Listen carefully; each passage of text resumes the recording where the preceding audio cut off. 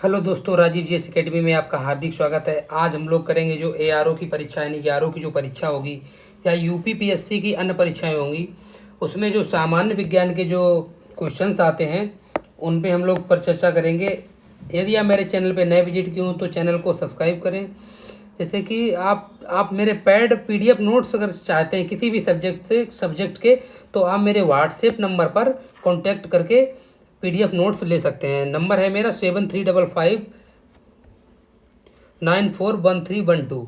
इस पे आप कांटेक्ट करके पैड पीडीएफ नोट्स फुल दे देंगे, आप लोगों को फुल प्रोवाइड करवा देंगे। और आप मेरे यदि टेलीग्राम लिंक से जुड़ना चाहते हैं तो टेलीग्राम का जो लिंक है मैं डिस्क्रिप्शन बॉक्स में दे दूंगा। मेरा टेलीग्राम चैनल है, आप लोग सर्च करेंगे @राजीव जीएस अकेडमी, ये सर्च करेंगे तो आप उसमें मिल जाएगा चैनल लिंक, आप ज्वाइन कर सकते हैं। चलिए शुरुआत करते हैं। सामान्य जो विज्ञान है उसका सेट नंबर 1 है। आज से हम लोग सामान्य विज्ञान स्टार्ट कर रहे हैं। ये डेली आपको एक एक मतलब पैड मिलेगा। आपको पैड चाहे अगर इसके नोट्स चाहिए होंगे तो ये भी नोट्स भी प्रोवाइड करवा दिए जाएंगे आप लोगों को। फिलहाल चलिए शुरुआत करते हैं। पहला क्वेश्चन दिया हुआ है स्क्रीन पे सामने आपके। प्रकाश किस द्रव के लिए विशेष विलयनीयता वाला है? ऑप्शन ए पानी, ऑप्शन बी विकिरण, और ऑप्शन सी दिया है कांच, और ऑप्शन डी दिया है हवा। इसका राइट आंसर होगा ऑप्शन नंबर सी यानी कि कांच। चलिए नेक्स्ट क्वेश्चन देखते हैं। निम्नलिखित में से कौन सा विटामिन रक्त के हीमोग्लोबिन के निर्माण में मदद करता है? का इस क्वेश्चन का कहने का मतलब ये हुआ है कि जो हीमोग्लोबिन हमारा होता है ब्लड का, तो उसमें जो विटामिन का जो कौन सी विटामिन सहायक होती है उसके ऑप्शन दिए हुए हैं सामने। ए ऑप्शन दिया विटामिन ए, बी ऑप्शन दिया विटामिन बी, और सी ऑप्शन दिया है विटामिन सी, और जो डी ऑप्शन दिया है वो दिया है विटामिन डी। इसका जो राइट आंसर होगा वो होगा ऑप्शन नंबर सी यानी कि जो हीमोग्लोबिन बनने में सहायक विटामिन होती है वो होती है सी विटामिन। चलिए नेक्स्ट क्वेश्चन। नाइट्रोजन गैस का साधारण रूप क्या है? Option A N2, option B NO2, option C N, option D NO3। इसका जो राइट आंसर होगा वो होगा ऑप्शन नंबर ए यानी कि नाइट्रोजन गैस का जो साधारण रूप होता है वो होता है ऑप्शन नंबर ए यानी कि N2। चलिए नेक्स्ट क्वेश्चन देख लेते हैं। भौतिक विज्ञान में ऊर्जा के संरक्षण का किस नाम अन्य नाम से जानते हैं?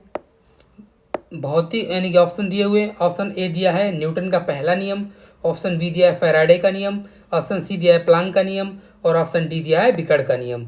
इसका राइट आंसर होगा ऑप्शन नंबर ए यानी कि न्यूटन का जो पहला नियम है इसे ऊर्जा के संरक्षण के नाम से भी जानते हैं। चलिए नेक्स्ट क्वेश्चन देखते हैं।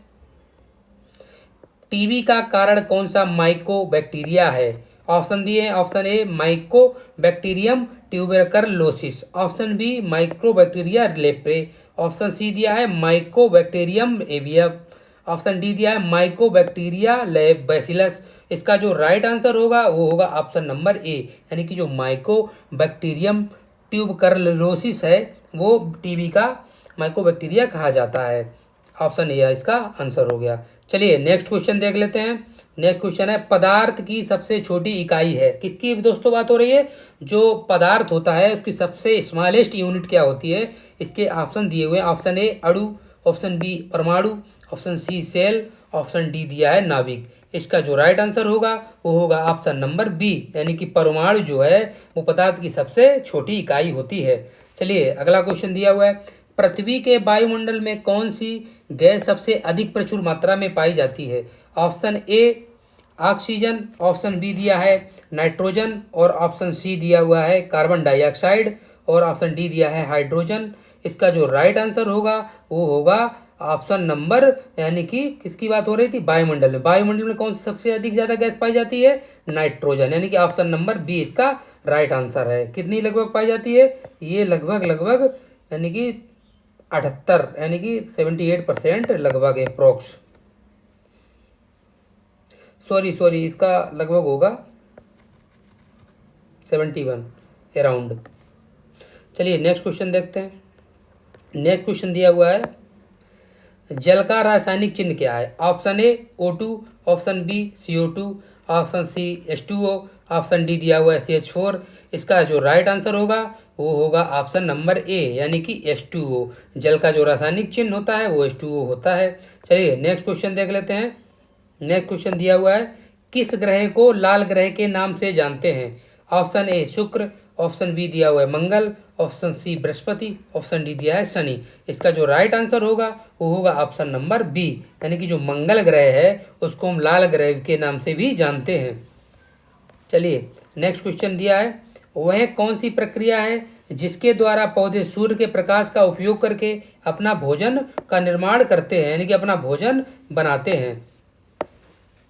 ऑप्शन ए श्वसन, ऑप्शन बी प्रकाश संश्लेषण, ऑप्शन सी जो दिया है वो दिया बाष्पोत्सर्जन, ऑप्शन डी दिया है किण्वन। इसका जो राइट आंसर होगा वो होगा ऑप्शन नंबर बी, यानी कि जो पौधे अपना भोजन बनाते हैं वो प्रकाश संश्लेषण के द्वारा बनाते हैं। चलिए नेक्स्ट क्वेश्चन देखते हैं। नेक्स्ट क्वेश्चन दिया हुआ है, मानव मस्तिष्क का कौन सा भाग संतुलन और समन्वयन को स्थापित यानी कि नियंत्रित करता है? Option A cerebrum, option B सेली यानी कि सेरिबेलम, ऑप्शन सी दिया है मेडुला, ऑप्शन डी दिया है हाइपोथैलेमस। तो इसका जो राइट आंसर होगा वो होगा ऑप्शन नंबर डी, यानी कि जो हाइपोथैलेमस होता है वो संतुलन किसका, माइंड का यानी कि मस्तिष्क का संतुलन और समन्वयन को स्थापित करता है। चलिए नेक्स्ट क्वेश्चन देखते हैं।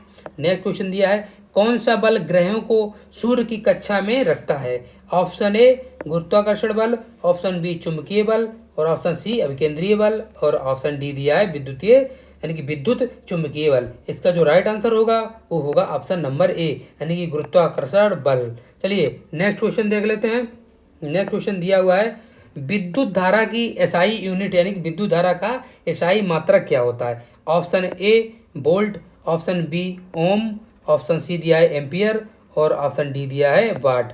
इसका जो राइट आंसर होगा वो होगा ऑप्शन नंबर सी, यानी कि एम्पियर। विद्युत धारा की जो एसआई यूनिट होती है वो होती है एम्पियर। चलिए नेक्स्ट क्वेश्चन देख लेते हैं।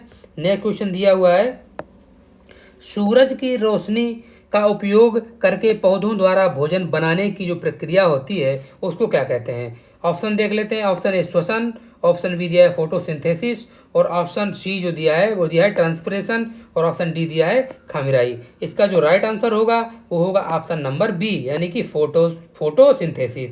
चलिए नेक्स्ट क्वेश्चन देख लेते हैं। नेक्स्ट क्वेश्चन दिया हुआ है, ग्रहों को सूरज के चारों ओर गतिमान रखने वाली बाल्योम शक्ति को क्या कहते हैं? ऑप्शन दिए हैं। ऑप्शन ए गुरुत्वाकर्षण शक्ति, ऑप्शन बी दिया है चुंबकीय शक्ति, ऑप्शन सी दिया है केंद्रीय बाल्योम शक्ति, और ऑप्शन डी दिया है वैद्युत यानी कि वैद्युतिक शक्ति। इसका जो राइट आंसर होगा वो होगा ऑप्शन नंबर ए, यानी कि जो गुरुत्वाकर्षण शक्ति होती है वो ग्रहों को सूरज के चारों ओर गतिमान रखने वाली बाल्योम शक्ति होती है। चलिए आगे नेक्स्ट क्वेश्चन देख लेते हैं। नेक्स्ट क्वेश्चन दिया है, विद्युत धारा का एसआई मात्रक क्या है? Option A volt, option B ohm, और ऑप्शन सी दिया है एम्पियर, और ऑप्शन डी दिया है वाट। इसका जो राइट आंसर होगा वो होगा ऑप्शन नंबर सी, यानी कि एम्पियर। चलिए नेक्स्ट क्वेश्चन देख लेते हैं। नेक्स्ट क्वेश्चन दिया हुआ है, पृथ्वी का बृहत्तम तत्व कौन सा है? ऑप्शन दिए हैं। ऑप्शन ए दिया है वायु, ऑप्शन बी दिया है जल, और ऑप्शन सी दिया है अग्नि, ऑप्शन डी दिया है पृथ्वी। इसका जो राइट आंसर होगा वो होगा ऑप्शन नंबर बी, यानी कि पृथ्वी का जो बृहत्तम तत्व होता है वो होता है जल। चलिए नेक्स्ट क्वेश्चन देखते हैं, सूर्यमंडल का अधिकांश भाग कौन से तत्व से बना होता है? ऑप्शन ए जल, ऑप्शन बी वायु, ऑप्शन सी जो है वो दिया है अग्नि, ऑप्शन डी दिया है हाइड्रोजन। इसका जो राइट आंसर होगा वो होगा ऑप्शन नंबर डी, यानी कि जो सूर्यमंडल होता है उसका अधिकांश भाग हाइड्रोजन का बना होता है। चलिए नेक्स्ट क्वेश्चन देखते हैं, धातुमल का सर्वाधिक उपयोग होता है कौन सी धातु का होता है? ऑप्शन दिए हैं। ऑप्शन ए सोना, ऑप्शन बी चांदी, ऑप्शन सी लोहा, ऑप्शन डी प्लेटिनम। इसका जो राइट आंसर होगा वो होगा ऑप्शन नंबर सी, यानी कि लोहा। चलिए नेक्स्ट क्वेश्चन देख लेते हैं। नेक्स्ट क्वेश्चन दिया है, रक्त में किस तत्व की एकाधिकता रोगों के लिए खतरनाक साबित हो सकती है? Option A zinc, option B fluorine, option C लोहा, ऑप्शन डी लाल रक्त कोशिकाएं। तो इसका जो राइट आंसर है वो होगा ऑप्शन नंबर डी, यानी कि लाल रक्त कोशिकाएं। इसका अन्य नाम भी है जो कि आपके एग्जाम में देखने को मिलता है, ये कम लिखा हुआ मिलता है, कई परीक्षाओं में अलग तरीके से पूछता है, उसमें लिख देगा RBC, यानी कि इसका फुल फॉर्म क्या होता है? इसका फुल फॉर्म होता है रेड ब्लड सेल्स या फिर कार्पोसेल्स, इस तरीके से लिखा मिलता है आपके एग्जाम में। चलिए नेक्स्ट क्वेश्चन देख लेते हैं।